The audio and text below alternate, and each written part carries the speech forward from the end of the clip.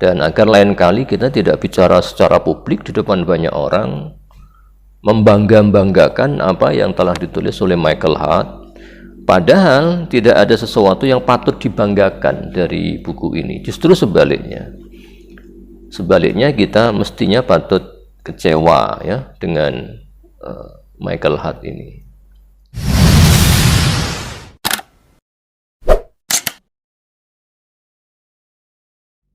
Bismillahirrahmanirrahim. Assalamualaikum warahmatullahi wabarakatuh. Alhamdulillahi rabbil alamin, wassalatu wassalamu ala asyrafil anbiya wal mursalin sayyidina maulana Muhammadin wa ala alihi wa ashabihi ajmain. Alhamdulillah, melalui channel yang kita bikin ini, channel Abdul Qadir Riyadi, saya terutama bisa menyapa Anda semuanya melalui diskusi dan presentasi dari saya seputar ide-ide, pemikiran-pemikiran tentang Islam, terutama ide-ide dan pemikiran yang berkembang di Indonesia atau yang ditulis oleh sarjana atau ulama Indonesia, atau ide-ide yang beredar di Indonesia walaupun ditulis oleh orang lain. Pada kesempatan pertama ini saya tertarik untuk membahas sebuah buku yang sudah terbit lama. Buku ini ditulis oleh seorang sarjana dari Amerika, namanya Michael Hart. Michael Hart menulis buku judulnya The 100. The 100, 100. The 100 itu 100. 100 apa? Itu nanti akan saya jelaskan. Nah, buku ini terbit pada tahun 1978. Dan sejak terbit, buku ini sudah ramai dibicarakan di Indonesia. Saya ingat sekali pada tahun 1980-an, itu banyak sekali penceramah-penceramah yang sering mengutip buku ini, terutama kalau ada peringatan Maulud Nabi. Buku ini dikutip, sering dikutip, dan waktu itu sebagai anak saya sangat melongo ya, sangat kagum kok ada orang Amerika menulis buku dan menempatkan Nabi Muhammad alaihissalam pada urutan pertama sebagai sosok paling berpengaruh di dunia. Dan ini yang bicara orang Amerika, Michael Hart. Waktu itu saya sebagai anak kecil kalau mendengar nama orang bule kemudian bicara soal Islam, saya sangat kagum, sangat kagum. Sampai sekarang buku ini masih sering sekali dikutip oleh kalangan muslim di Indonesia maupun di luar negeri.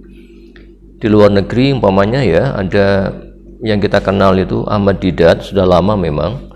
Ada Syekh Yasin di Amerika, di Arab juga begitu, sering dikutip buku ini.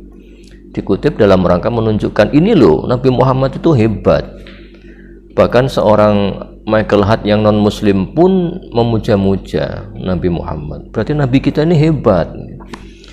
Jadi pola pikir kita ini inferior ya, pola pikir kita ini inferior. Kalau ada orang londo, bule, kemudian bicara soal Nabi Muhammad, terkesan menyanjung, lalu kita senang, kemudian kita bahagia. Dan kita bicara kemana-mana, bahwa ini loh, orang lain aja menyanjung-nyanjung Nabi Muhammad alaihissalatu wassalam. Nah, buku ini, The 100 ini, sudah diterjemahkan ke dalam bahasa Indonesia. Buku ini tentang 100 tokoh paling berpengaruh di dunia sepanjang masa. Setidaknya sampai masa buku ini diterbitkan ya.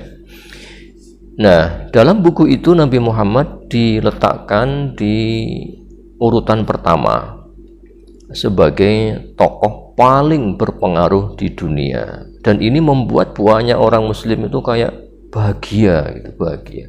Apalagi kalau hanya membaca judulnya dan melihat daftar isinya gitu. Atau mendengar dari orang lain gitu. Dan itu yang patut disayangkan. Ternyata kita ini tidak membaca ternyata kita ini tidak membaca. Mestinya dibaca dulu ya, baru diomongkan, apalagi diomongkan di depan publik. Kita itu mestinya harus membaca. Nah, di Indonesia baru-baru ini saya menemukan ada beberapa orang ya yang berbicara dengan gagap gempita tentang buku ini, tentang sosok Michael Hart ini, seolah-olah Michael Hart ini luar biasa. Sosok pertama adalah Ustadz Abdus Somad. Ya, saya tidak tahu beliau bicaranya kapan, tapi YouTube-nya masih ada dan saya sempat nonton, sempat lihat YouTube-nya ya. Dengan suaranya yang khas ya, suaranya keras, menggaung begitu. Ustadz Abdus Somad ini bicara tentang buku ini, Michael Hart ini, tokoh 100 tokoh paling berpengaruh di dunia dan menempatkan Nabi Muhammad di urutan yang pertama. Itu Ustadz Abdus Somad ya, bicaranya lantang dan saya yakin beliau dapat mempengaruhi pendengarnya untuk mencintai buku ini dan juga tentunya mencintai Nabi Muhammad SAW. Sosok yang kedua adalah Ehsanuddin Nursi. Beliau seorang ahli ekonomi ya, yang sering muncul di televisi dan sangat terkenal. Saya melihat juga YouTube-nya dan mencermati bahwa beliau ini juga sangat kagum ya sama buku ini dan bicara dengan nada positif ya tentang buku ini. Namun saya punya kesan bahwa baik Ustadz Abdus Somad maupun Pak Ehsanuddin Nursi nampaknya tidak membaca ya, tidak membaca buku ini, dan itu patut disayangkan. Sebab kalau membaca mestinya pandangan mereka tidak begitu. Mungkin beliau berdua ini hanya melihat judulnya, kemudian melihat daftar isinya. Wow, judulnya 100 tokoh paling berpengaruh di dunia, kemudian daftar isinya Nabi Muhammad nomor 1. Atau mendengar dari orang lain, tidak mengecek bukunya, tidak membaca bukunya, padahal bukunya sudah diterjemahkan ke dalam bahasa Indonesia dan saya kira bisa diakses ya, bisa dibeli di banyak tempat. Baiklah, karena itu saya merasa penting ya untuk mengulas isi buku ini agar kita mengertilah isinya seperti apa, dan agar lain kali kita tidak bicara secara publik di depan banyak orang membangga-banggakan apa yang telah ditulis oleh Michael Hart, padahal tidak ada sesuatu yang patut dibanggakan dari buku ini. Justru sebaliknya kita mestinya patut kecewa ya dengan Michael Hart ini. Maka sekali lagi itulah pentingnya membaca, iqra ya, iqra membaca. Jangan hanya lihat sampulnya, tapi harus lihat isinya. Nah, memang di awal-awal ya, tulisan Michael Hart tentang Nabi Muhammad ini hanya 6-7 halaman ya, sangat pendek, sehingga membacanya tidak butuh susah payah dan juga tidak butuh ilmu tersendiri, ilmu sosiologi, ilmu sejarah, tidak perlu itu. Hanya membaca sekilas pun saya kira sudah akan paham isinya apa, dan hanya 6 halaman. Kenapa 6 halaman? Karena yang dibahas 100 orang, 100 tokoh, sehingga kalau dibahas beratus-ratus halaman nanti jumlah halamannya bisa beribu-ribu halaman. Maka dia hanya membahas 6 halaman, 7 halaman tentang Nabi Muhammad SAW. Di 3 halaman pertama itu isinya bagus ya, katakan positif lah isinya itu. Di 3 halaman pertama ini Michael Hart bicara soal bagaimana Nabi Muhammad itu lahir dan dibesarkan di lingkungan yang serba pas-pasan. Lahir sebagai anak yatim, tidak punya ayah, pada usia 6 tahun ibunya meninggal, dibesarkan oleh kakeknya, memang kakeknya berpengaruh, kemudian kakeknya meninggal, dibesarkan oleh pamannya berpengaruh, hanya saja miskin ya. Anaknya juga banyak tapi miskin. Kemudian masa mudanya juga tidak punya fasilitas yang memadai untuk tumbuh dan berkembang sebagai normalnya anak-anak pada umumnya di masa itu. Kemudian Mekah tempat beliau dilahirkan dan dibesarkan itu juga kota yang miskin dan serba pas-pasan. Tidak ada perdagangan yang semaju di peradaban-peradaban sekitar. Tidak ada seni, tidak ada ilmu pengetahuan. Sangat terisolasi dari mana-mana, sangat tandus. Ya. Jadi serba minus, baik Kanjeng Nabi sendiri sebagai pribadi maupun lingkungannya tempat beliau ini dibesarkan ini sangat minus. Beliau juga buta huruf, ya, tidak bisa membaca, tidak bisa menulis. Namun lingkungan yang serba pas-pasan itu nantinya justru membuat Nabi Muhammad tumbuh sebagai sosok yang tangguh. Pada usia 25 tahun menikah dengan Khadijah. Kemudian pada 40 tahun, usia 40 tahun menjadi nabi.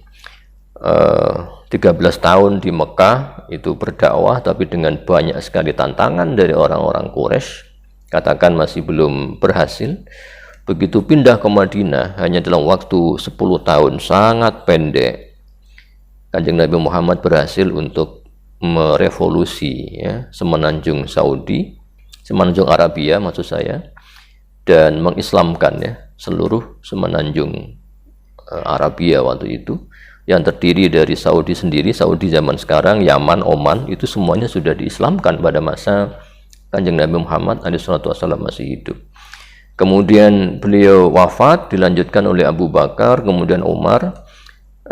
Ketika Umar bin Al-Khattab radhiyallahu anhu memimpin sebagai khalifah, kekuasaan Islam atau wilayah, ya, bukan kekuasaan, wilayah Islam itu sudah menyebar dari semenanjung Saudi, semenanjung Arabia, menyebar sampai ke Syria, ke Palestina, ke Irak, bahkan sudah hampir masuk ke Asia Minor, ya.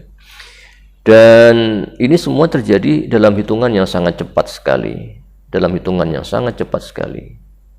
dan itu tidak pernah terjadi sebelumnya dalam sejarah umat manusia, ya. Di waktu itu ada dua kerajaan, ya, yang sangat kuat, yaitu Persia dan Romawi.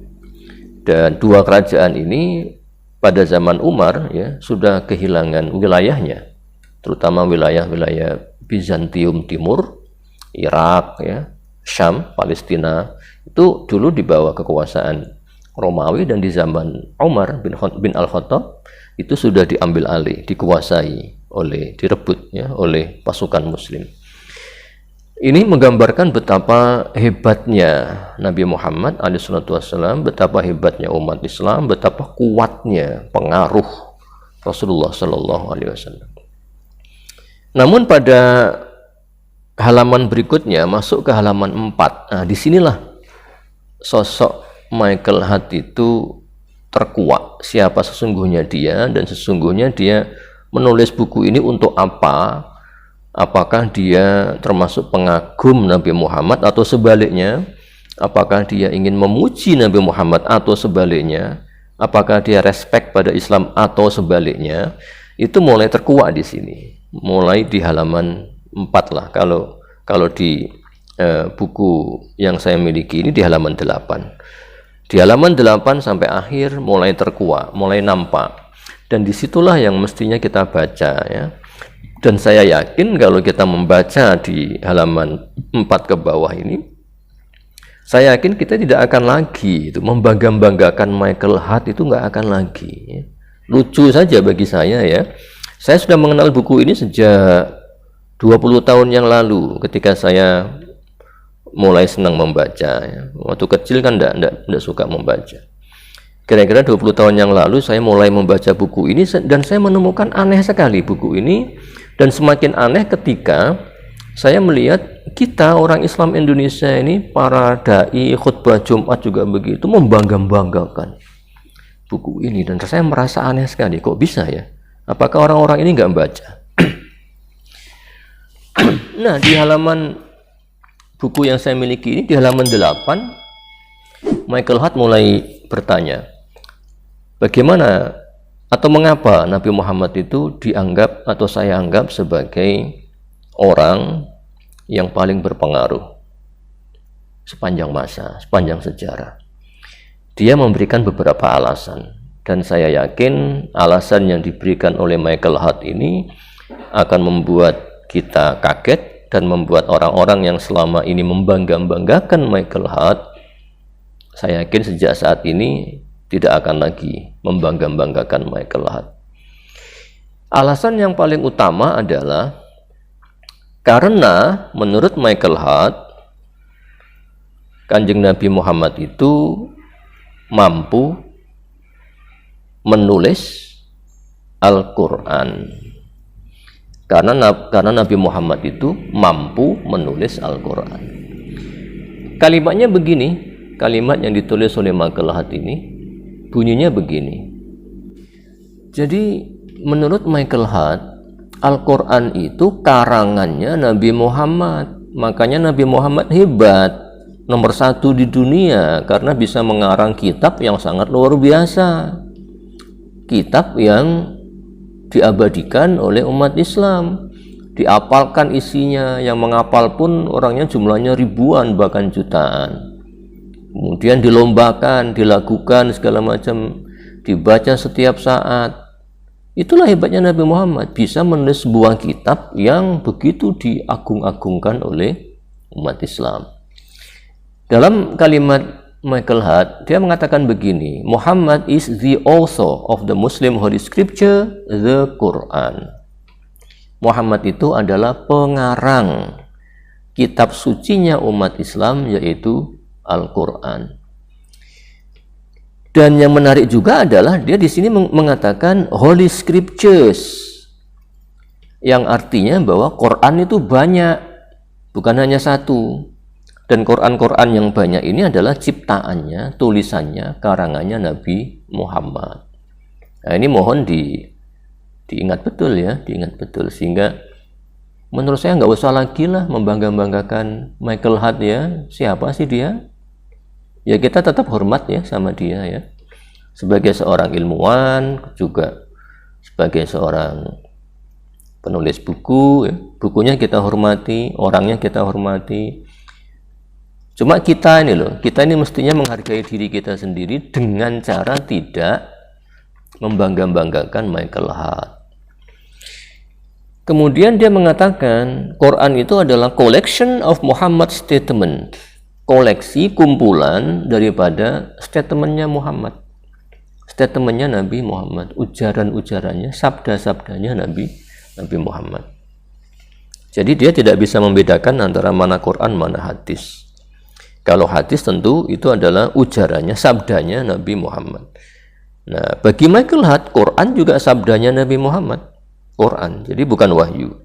Karena itu Quran bukan wahyu, Quran bukan kalamullah, ya. Quran itu bikinan Nabi Muhammad, Quran itu tulisannya Nabi Muhammad. Nah, ini penting sekali ya. Dan ini sekaligus menjadi pelajaran bahwa kalau kita membaca buku itu harus kita perhatikan kata demi kata ya, kita perhatikan kata demi kata, kalimat demi kalimat, paragraf demi paragraf ya, judul demi judul ya. Jangan seret kemudian sudah, apalagi hanya melihat judulnya, melihat daftar isinya sudah, kemudian dianggap isinya sama dengan judulnya. Tidak bisa begitu.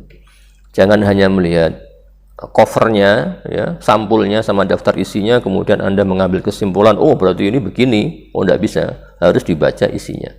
Dan isinya begini, Michael Hart ini isinya begini. Itu yang kedua ya. Jadi yang kedua kata Michael Hart, Quran itu adalah kumpulan daripada sabda-sabdanya Nabi Muhammad. Kemudian yang ketiga adalah dia mengatakan begini, bahwa Quran itu adalah merepresentasikan ide-ide dan ajaran Nabi Muhammad dan dituangkan dalam kitab suci dengan kata-katanya Nabi Muhammad yang yang pasnya exact word. Kata-kata exact word itu artinya bahwa Quran itu 100% isinya maupun kalimatnya semuanya dari Nabi Muhammad. Baik baik idenya, ajarannya maupun kalimatnya itu semuanya 100% penuh itu dari Nabi Muhammad Sallallahu Alaihi Wasallam. Idenya dari Nabi Muhammad, kalimatnya juga dari Nabi Muhammad. Dan untuk menegaskan pandangannya itu, dia mengatakan exact word. Ada penegasan, ditegaskan dengan kalimat exact word, bahwa itu omongannya Nabi Muhammad 100%, kayak begitu ya. Jadi inilah yang menurut saya mengecewakan. Yang mengecewakan bukan apa yang ditulis oleh Michael Hart, yang mengecewakan adalah bagaimana kita ya tidak memahami dan tidak mau membaca Michael Hart, lalu kemudian kita berkoar-koar di depan publik mengajari umat kita bahwa Michael Hart itu berbicara dengan sangat baik tentang Nabi Muhammad, padahal tidak. Artinya dengan sangat menyesal saya ingin mengatakan bahwa selama bertahun-tahun ini sejak buku ini terbit, berarti sudah 40 tahun ya, kita itu tertipu oleh Michael Hart. Dan anehnya kita tidak sadar. Kita tertipu tapi kita tidak sadar. Dan saya ingin menyadarkan itu, saya ingin menyadarkan. Dan apa yang saya lakukan ini telat sebetulnya ya. Mestinya sudah saya lakukan 20 tahun yang lalu, cuma waktu itu saya masih belum punya kapasitas untuk melakukannya. Dan inilah sekarang ada YouTube, media yang sangat efektif. Saya bermaksud meluruskanlah ya, menyadarkan bahwa selama 40 tahun ini kita tertipu oleh Michael Hart. Mungkin dia tidak bermaksud menipu, cuma kita saja yang tertipu karena kita tidak mau membaca. Maka kalau ada buku-buku sebelum diajarkan ke umat, tolong dibaca dulu, dibaca isinya, dicermati agar kita tidak tertipu. Saya kira demikian. Terima kasih dan alhamdulillah saya sangat berbahagia karena saya bisa berbagi pengetahuan, sedikit pengetahuan yang saya miliki tentang buku yang saya bahas pada hari ini. Mudah-mudahan manfaat dan mudah-mudahan menjadi bahan kita merenung ya, bahan kita merenung. Terima kasih. Wassalamualaikum warahmatullahi wabarakatuh.